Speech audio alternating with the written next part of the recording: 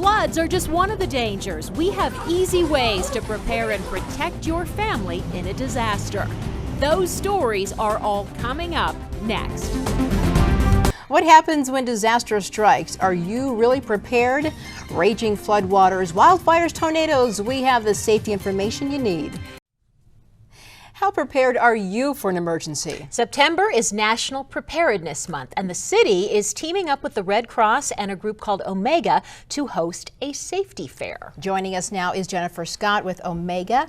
What does O.M.E.G.A mean? What is that organization about? Tell us a bit more. We are a multidisciplinary response team that helps our served agencies and the communities that they serve with preparedness functions and how to be ready in case of a natural disaster when it might happen. So when we go to the fair, we're going to get lots of information, even how to perform CPR on a baby. This is your little fake baby. Correct. So give me a brief little instruction. It's you not just a use one two-handed hand thing, right? on a baby. On a baby, you just use 2 or 3 fingers, whatever convenient, and you push down about a ½ inch to an inch depth. Just right in the we center. are only going to be teaching at the fair hands-only CPR for adults, children, and infants.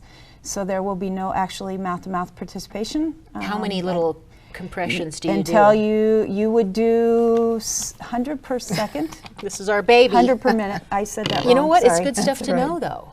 You never are prepared for Right. that. Nobody And thinks that's going to happen. Right. Mm-hmm. And Yep. you basically would just do it until you get response from the baby or until medical response shows up.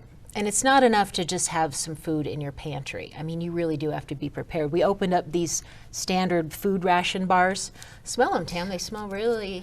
But But these are great in an things to have, emergency, if you need 36 grams of Yeah. carbs, Right. you're going to be glad you have this. And you need the flashlight to be able to find it. These are things that you just typically Correct. should have. Should but may not have even think around for about. 24 to 72 hours to help get you through until emergency response can be there to help you. Okay. So you work with a lot of community partners. Who are some of those folks? Here in Aurora, we work with the fire department, the police department, and we hope to have the city council people there as well. And we do all kinds of things with the Parks and Rec folks, and we do lots of things with various volunteer groups in the community. If you asked most people, they would probably not have this stuff in their car or at home. Right. Correct. I know, that's a little scary, And it's isn't it? something we need to tell our kids about too. It's not just the adults shouldn't have the information. What if they're the ones in need? The kids Right. need to be the ones to have the information. Very true. And what we recommend to most people is have a plan and sit down with your family, your neighbors, and your friends and be prepared and practice that, because you want to be able to do it at a moment's notice if it happens, not wait and say, oh, what am I going to do? Yep. Right. I love the idea of practice. Yep. Yeah. It helps. Jennifer Scott with O.M.E.G.A, thank you so much for being here and giving us some great advice. The fair, the safety fair of what you want to go to, you can find out more information on it at fair.omegaresponders.org. And it takes place Saturday, September 5th at Utah Park. That's at Peoria and Jewel. And the event runs from 9 a.m. to 3 p.m.